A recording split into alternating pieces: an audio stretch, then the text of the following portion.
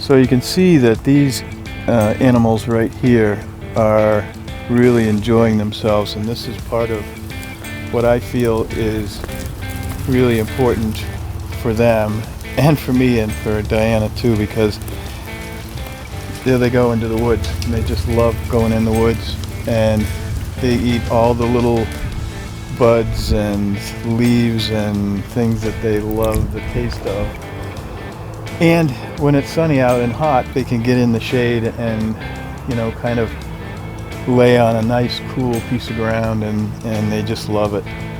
One of the things about these animals too, the Wagyu are very docile, they're very friendly, they're a lot of fun to be around. Diana and I really care about them a lot. Hunter is very good at keeping the animals calm when we move them around. It's just a passion of ours to raise great animals for a great product for consumers. Yeah, you can see these animals look really healthy. We try really hard to make sure they get the right nutrition, and our program starts with Jimmy Horner, who is he's a Wagyu specialist when it comes to nutrition. He's been to Japan 50 times or so to figure out how the Japanese are doing it. And so we used him right from the beginning because we were really neophytes in this. So what we do is we have just 2 really good hay suppliers in Vermont.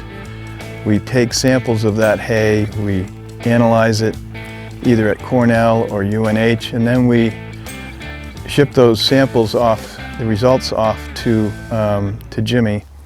He puts the formula together for the vitamin and mineral package, and also the grain formulation. We use a nice family operated and owned grain company in Vermont, Morrison's Grain. Very nice people, and we try to really work with people we enjoy. It makes the whole program so much more fun. So one of the things that I think consumers get really confused about is American Wagyu versus Japanese Wagyu or full-blood Wagyu. So American Wagyu is typically what you find in Costco or most restaurant menus when they just say American Wagyu. It's about 50% or even less of Wagyu beef. What we're doing is full-blood Wagyu, which means we have DNA verified genetics. So we're about 98% to almost 100% Wagyu beef. I think we're a very unusual operation in that we control everything right from the birth through the end of the processing. A lot of farms like ours around the country do everything that we do right up until the end, and then they give the animal to a processor that treats them any way they feel like treating them. So that is essentially why I purchased our own USDA certified facility to process the animals. I wanted to do it right. I wanted them to have a wonderful life right from the start to the end, and that's why we try to control everything. We have 2 types of operations when it comes to calves.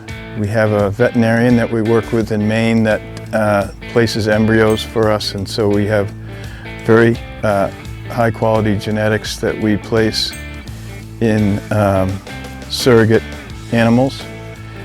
And we also have live cover, what's called live cover, which is in our the farm that we've leased in Kentucky. We keep all the heifers and bulls down there and the calves at an early age, and then we ship those animals up to Mason for their kind of interim growth, and then to Peterborough for a finishing. So one of the reasons Sam and I chose Wagyu beef is because it has a very high concentration of omega-3, 6, and 9 fatty acids, which make it really a heart-healthy choice for beef. Very similar to Atlantic salmon in quality of fatty acids.